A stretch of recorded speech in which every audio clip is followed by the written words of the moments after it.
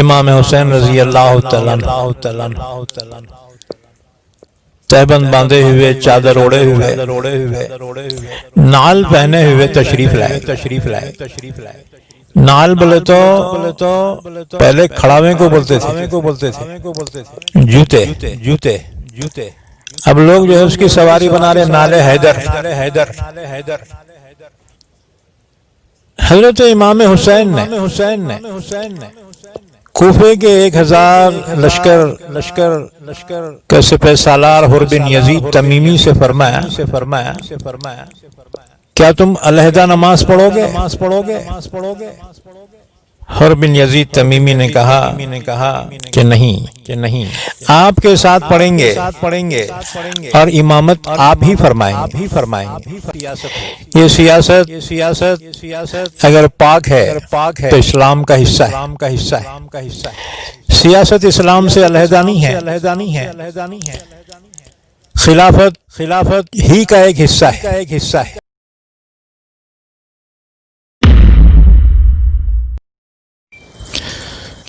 السلام علیکم ورحمۃ اللہ وبرکاتہ۔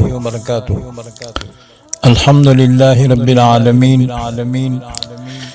والصلاة والسلام علی نبینا محمد وعلی آلہ وصحبہ اجمعین، اما بعد۔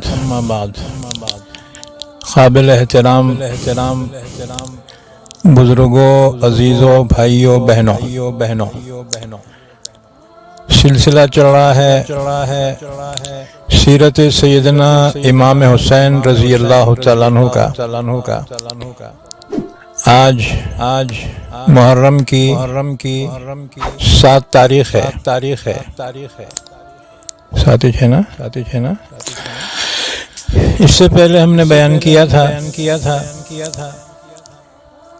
کہ یزید جب خلیفہ بنا یعنی عالم اسلام کا اسلامی بادشاہ بنا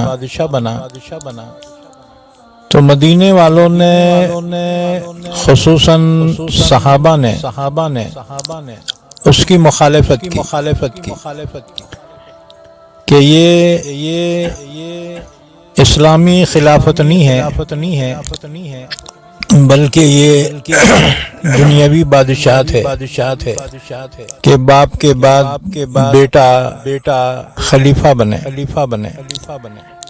اور یزید ہرگز اس عہدے کے قابل نہیں ہے،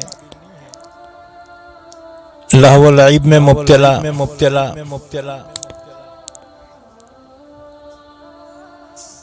چنانچہ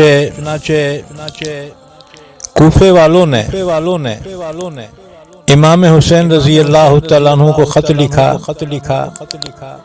کہ آپ یہاں کوفہ تشریف لائیے کہ ہم آپ کو ہی خلیفہ برحق تسلیم کرتے ہیں۔ یزید کو ہم خلیفہ تسلیم نہیں کرتے۔ اس مضمون کے کئی خطوط انہوں نے امام حسین کو لکھے، تقریباً 150 خطوط، اور ان کے وفود امام حسین کے پاس پہنچے۔ امام حسین نے کوفے کا عزم کیا اور آپ اپنے چچازاد بھائی مسلم بن عقیل کو کوفہ روانہ کیا کہ کوفے والوں سے میرے لیے نیابتاً بیعت لیں۔ لیکن ادھر کوفے کے حالات بدل گئے۔ کوفے کا گورنر عبید اللہ ابن زیاد بن کر جب کوفہ پہنچا اس نے مسلم بن عقیل کو قتل کیا اور کوفے والوں کو دھمکایا۔ امام حسین رضی اللہ تعالیٰ عنہ کو وہ حالات نہیں معلوم، راستے میں وہ حالات معلوم ہوئے۔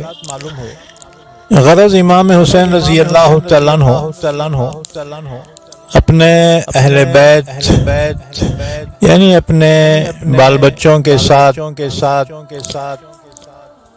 مکے سے روانہ ہوئے 3 ذی الحجہ سن 60 ہجری کو آپ کا قافلہ جب تنعیم پر پہنچا جو شہر مکہ کے باہر ہے جہاں سے آج کل عمرہ کرنے والے احرام باندھتے ہیں مسجد عائشہ مقام تنعیم جو حل میں واقع ہے امام حسین رضی اللہ تعالیٰ عنہ جب تنعیم میں پہنچے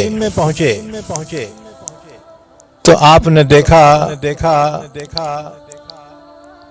کہ یمن کے گورنر کی جانب سے یزید کے لیے تحفے لے کر قافلہ وہاں پہنچا ہوا ہے آپ نے اس کو گرفتار کیا اور ان سے کچھ سامان لے کر آگے روانہ ہوئے جب مقام صفا پر پہنچے تو وہاں پر شاعر اہل بیت فرزدق سے ملاقات ہوئی جو کوفے سے آ رہا تھا آپ نے اس سے پوچھا فرزدق تیرے پیچھے کوفے والوں کا کیا حال ہے فرزدق نے کہا ان کے دل آپ کے ساتھ ہیں مگر تلواریں بنو امیہ کے ساتھ آپ نے فرمایا سچ کہتا ہے اب معاملہ اللہ ہی کے ہاتھ ہے جو وہ چاہتا ہے وہی ہوتا ہے ہمارا پروردگار ہر لمحہ کسی نہ کسی حکم فرمائی میں ہے اگر اس کی مشیت ہمارے پسند کے مطابق ہو تو ہم اس کی حمد کریں گے اور اگر امید کے خلاف ہو تو بھی نیک نیتی اور تقوی کا ثواب کہیں نہیں گیا یہ فرما کر آپ نے اپنی سواری آگے بڑھا دی سواری بولے تو آج کل کے سواریاں نہیں سواری بولے تو جانور جس پر آپ سوار تھے آگے جانے کے بعد عبداللہ ابن جعفر کا خط جو انہوں نے اپنے بیٹے عون اور محمد کے ذریعے سے امام حسین کو روکنے کے لیے بھیجا تھا جس میں آپ کو اللہ کا واسطہ دے کر درخواست کی گئی تھی اور اس کے ساتھ مدینے کے گورنر عمرو بن سعید کا سفارشی خط بھی تھا کہ آپ واپس تشریف لائیے کوفہ مت جائیے لیکن امام حسین نے واپسی سے انکار کر دیا اور اپنے بھانجے عون اور محمد کو اپنے ساتھ لے کر آگے روانہ ہو گئے ادھر یزید کو جب اس کی اطلاع ملی مخبروں کے ذریعے جاسوسوں کے ذریعے کہ امام حسین مکے سے روانہ ہو گئے ہیں کوفے کے لیے تو اس نے گورنر کوفہ عبید اللہ ابن زیاد کو لکھا کہ حسین مکے سے روانہ ہو گئے ہیں کوفے کے لیے لہذا تم انتظام کرو اور حسین کو کوفہ آنے سے روک دو چنانچہ عبید اللہ ابن زیاد نے 1000 کا لشکر دے کر حر بن یزید تمیمی کو مقرر کیا کہ قافلہ حسین کو تلاش کرو کہ وہ کوفہ نہ پہنچنے پائیں۔ امام حسین رضی اللہ تعالیٰ عنہ منزل بمنزل آگے قافلے کو لے کر بڑھتے گئے۔ ایک مقام پہ پہنچے تو عبداللہ ابن مطیع سے ملاقات ہوئی۔ انہوں نے بھی آپ کو سمجھایا، آگے بڑھنے سے روکا اور آپ کو قسمیں دی، سمجھایا کہ آپ عراقیوں کی فریب میں مت آئیے۔ اگر آپ امویوں سے خلافت کو چھیننے کی کوشش کریں گے تو آپ قتل کر دیے جائیں گے۔ مگر آپ نے واپسی سے انکار کر دیا۔ جب آپ مقام عاجز پر پہنچے ہیں، آپ نے قیس بن مسہر کو خط دے کر کوفہ روانہ کیا کہ ہم قریب آ چکے ہیں، لہذا منتظر رہیں۔ لیکن مقام قادسیہ پر عبید اللہ ابن زیاد کے ہاتھوں قیس بن مسہر گرفتار کر لیے گئے، یہاں تک کہ قیس بن مسہر بے دردی کے ساتھ کوفے میں قتل کر دیے گئے۔ پھر امام حسین نے اگلی ایک منزل پر عبداللہ ابن بختر کو ایک اور خط دے کر روانہ کیا۔ وہ بھی گرفتار کر لیے گئے اور بے دردی سے قتل کر دیے گئے۔ جب آپ مقام ضرورت پہ پہنچے وہاں آپ کو اطلاع ملی کہ آپ کے چچا زاد بھائی، آپ کے نمائندے کوفے میں بے دردی کے ساتھ قتل کر دیے گئے۔ مسلم بن عقیل کے ساتھ کسی نے اس موقع پر ہمدردی نہیں کی۔ امام حسین رضی اللہ تعالیٰ عنہ کو یہ سن کر بڑا ہی افسوس ہوا۔ انا للہ و انا الیہ راجعون پڑھنے کے بعد آپ نے اس کی اطلاع اپنے ساتھیوں کو دی۔ یاد رکھو اپنے اہل خاندان کے ساتھ امام حسین مکے سے نکلے۔ راستے میں قبائل کے لوگوں کو جب پتہ چلا تو وہ بھی آپ کے قافلے کے ساتھ شامل ہونے لگے، یہ سوچ کر کہ وہاں پر حکومت ہونگی، آرام سے زندگی گزاریں گے۔ امام حسین رضی اللہ تعالیٰ عنہ کو جب وحشتناک خبریں ملی ہیں تو آپ سوچنے پہ مجبور ہو گئے۔ آپ کے ساتھیوں نے کہا اس معاملے میں آپ پھر غور فکر کیجئے کہ ہم یہیں سے واپس ہو جائیں گے۔ امام حسین رضی اللہ تعالیٰ عنہ خاموش ہو گئے، غور کرنے لگے کہ اب حالات تو ایسے نہیں ہیں کہ کوفے میں جائے۔ کوفے میں مخالفت ہو گئی ہے اور آپ کے ہمدرد خوفزدہ ہیں۔ امام حسین واپسی پر غور کر رہے ہیں، لیکن مسلم بن عقیل کے عزیز کھڑے ہو گئے، کہنے لگے واللہ ہم ہرگز واپس نہیں ہوں گے، ہم انتقام لیں گے یا مسلم بن عقیل ہی کی طرح سے ہم بھی مر جائیں گے۔ اس پر امام حسین نے ٹھنڈی سانس بھری اور فرمایا ان کے بعد زندگی میں کوئی مزہ نہیں۔ پھر آپ نے اپنے ساتھیوں سے خطاب کرتے ہوئے فرمایا اب حالات بدل چکے ہیں،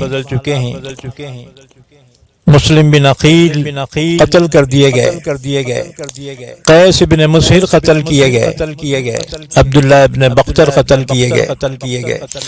اب ہمارا کوئی حامی مددگار کوفے میں نہیں ہے، لہذا جو لوگ ہمارے ساتھ آئے ہیں وہ اگر واپس جانا چاہیں بخوشی میں ان کو اجازت دیتا ہوں۔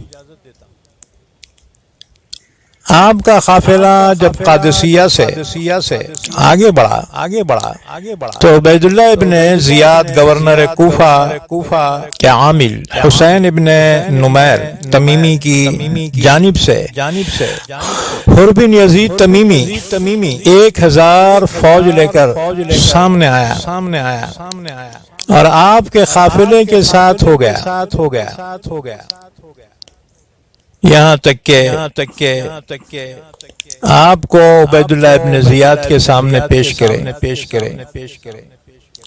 اتنے میں نماز ظہر کا وقت آ گیا۔ امام حسین رضی اللہ تعالیٰ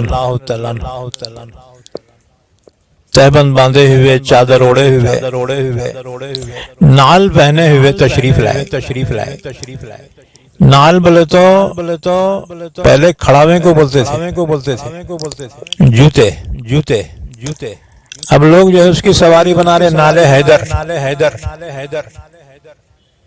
نعل کہتے ہیں جوتے کو، کھڑاوے کو۔ آپ مجمع میں تشریف لائے، اپنوں کے اور کوفیوں کے مجمع سے آپ نے خطاب فرمایا۔ آپ نے فرمایا اے لوگو اللہ کے سامنے اور تمہارے سامنے میرا عذر یہ ہے کہ میں اپنی طرف سے یہاں نہیں آیا، میرے پاس تمہارے خطوط آئے، تمہارے قاصد آئے، مجھے بار بار دعوت دی گئی کہ ہمارا کوئی امام نہیں ہے، آپ آئیے تاکہ اللہ ہمیں آپ کے ہاتھ پر جمع کرے۔ اگر اب بھی تمہاری یہ حالت ہے تو میں آ گیا ہوں۔ اگر مجھ سے عہد و پیمان کے لیے تم تیار ہو جس پر میں مطمئن ہو جاؤں تو میں تمہارے شہر چلنے کے لیے آمادہ ہوں۔ اگر ایسا نہیں ہے تم میری آمد سے ناخوش ہو تو وہیں چلا جاؤں گا جہاں سے میں آیا۔ کسی نے کوئی جواب نہیں دیا۔ دیر تک خاموش رہنے کے بعد مؤذن سے فرمایا اقامت کہو۔ حضرت امام حسین نے کوفے کے 1000 لشکر کے سپہ سالار حر بن یزید تمیمی سے فرمایا کیا تم علیحدہ نماز پڑھو گے؟ حر بن یزید تمیمی نے کہا کہ نہیں، آپ کے ساتھ پڑھیں گے اور امامت آپ ہی فرمائیں گے۔ سبحان اللہ، کیسی امامت تھی کہ اپنے بھی اور دشمن بھی آپ کی اقتدا پر راضی ہیں۔ تم سوچتے ہوں گے کہ پھر مخالفت کس چیز کی؟ یہی سیاست ہے۔ یہ سیاست اگر پاک ہے تو اسلام کا حصہ ہے۔ سیاست اسلام سے علیحدہ نہیں ہے۔ خلافت ہی کا ایک حصہ ہے۔ لیکن اگر یہ گندی ہو جائے تو پھر یہ اچھوت ہو جاتی ہے۔ گندی چیز کو ہاتھ لگانا بھی حرام ہے۔ آج کل کی جو سیاستیں ہیں عام طور سے گندی سیاستیں آ گئی ہیں۔ اللہ ایمان والوں کی حفاظت فرمائے۔ بہرحال ظہر کی امامت آپ نے فرمائی اور دونوں گروہوں نے آپ کے پیچھے نماز ادا کی۔ اس کے بعد پھر وہیں رکے رہے۔ عصر کا وقت آیا۔ آپ نے عصر کی نماز پڑھائی۔ 200 دشمن دونوں کا مجمع ہے۔ اس موقع پر آپ نے خطبہ دیا۔ فرمایا اے لوگو اگر تم تقوی پر ہو، حقدار کا حق پہچانو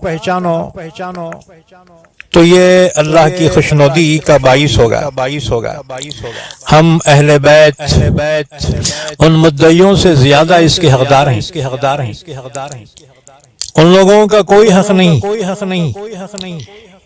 یہ تم پر ظلم سے حکومت کر رہے ہیں۔ لیکن اگر تم ہمیں پسند نہ کرو، ہمارا حق نہ پہچانو اور اب تمہاری رائے اس کے خلاف ہو گئی ہو جو تم نے اپنے خطوط میں مجھے لکھی تھی، قاصدوں کی زبانی پہنچائی تھی، تو میں واپس جانے کے لیے تیار ہوں، بخوشی تیار۔ اس پر حر بن یزید تمیمی نے پوچھا آپ کن خطوط کی بات کر رہے ہیں؟ ہم نے تو کوئی خط نہیں لکھا۔ امام حسین رضی اللہ تعالیٰ عنہ نے اپنے خادم عقبہ بن سمعان سے فرمایا وہ خطوں کے تھیلے اٹھا کر لاؤ۔ 2 تھیلے بھرے ہوئے تھے، اتنے خطوط انہوں نے لکھے تھے۔ ان کے سامنے انڈیل دیے۔ اس پر حر بن یزید تمیمی نے کہا ہم ان لوگوں میں سے نہیں ہیں جنہوں نے آپ کو یہ خطوط لکھے۔ ہمیں تو یہ حکم دیا گیا ہے عبید اللہ بن زیاد گورنر کوفہ کی جانب سے کہ ہم آپ کے ساتھ رہیں یہاں تک کہ آپ کو کوفہ گورنر کوفہ کے سامنے پہنچا دے۔ امام حسین نے فرمایا یہ موت سے پہلے ناممکن ہے۔ پھر آپ نے اپنے قافلے کو مکہ کی جانب روانہ ہونے کا حکم دیا۔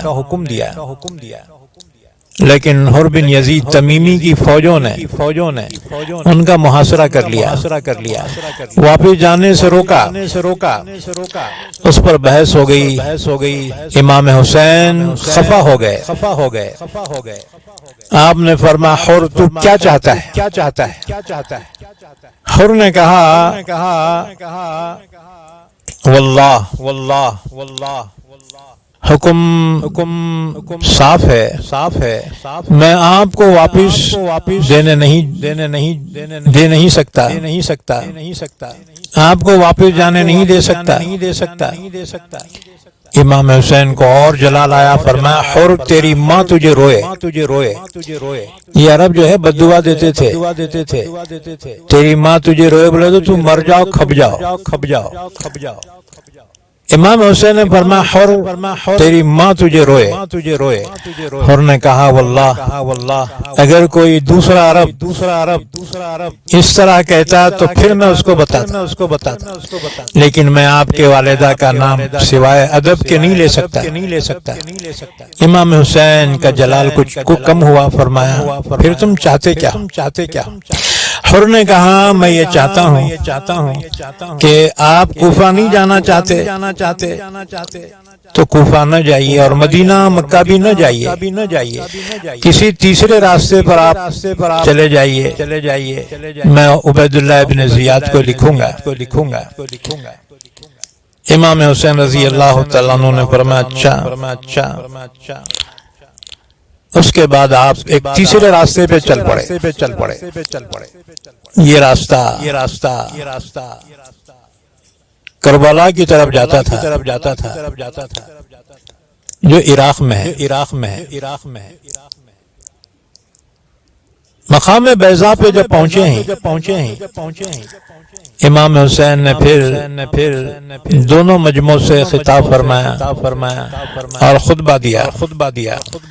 فرمایا اے لوگو، رسول اللہ صلی اللہ علیہ وسلم نے فرمایا ہے کہ جو کوئی ایسے حاکم کو دیکھے جو ظلم کرتا ہے، اللہ کے حدود کو قائم نہیں رکھتا، عہد شکنی کرتا ہے، اللہ کے حکم سے اعراض کرتا ہے، سنت نبوی کی مخالفت کرتا ہے، خدا کے بندوں پر گناہ اور سرکشی سے حکومت کرتا ہے اور لوگ اس پر بھی اس کی مخالفت نہیں کرتے۔